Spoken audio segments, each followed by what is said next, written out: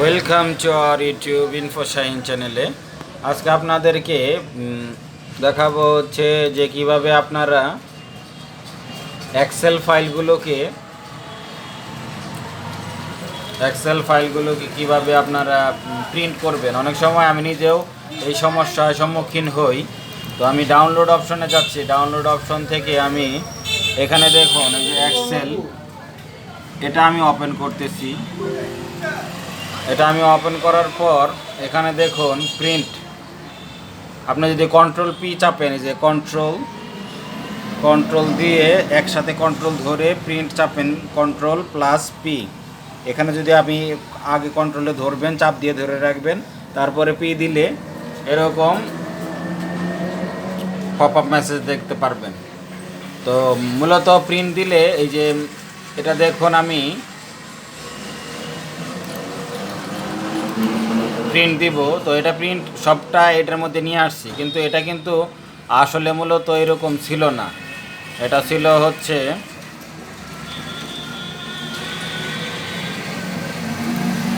এই যে ঠিক এরকম।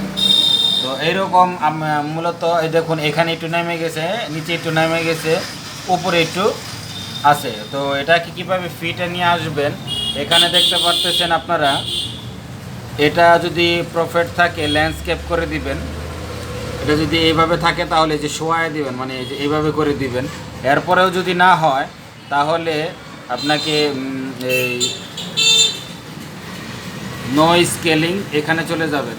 এখান থেকে আপনারা ফিট এই যে দেখুন ফিট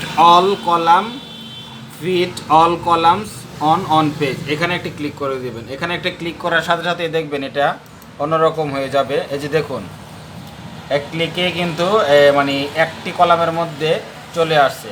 এখন যদি আপনাকে আরেকটু ছোট করতে মন চায়, যে আরেকটু সাইজে এই পাশে একটু কম থাকবে, এই পাশে একটু কম থাকবে, তবে আপনারা এখান থেকে পেজ সেটআপে চলে যাবেন। আবার পেজ সেটআপ থেকে আপনারা এখানে দেখুন, এখানেও অ্যাডজাস্ট 39 আছে।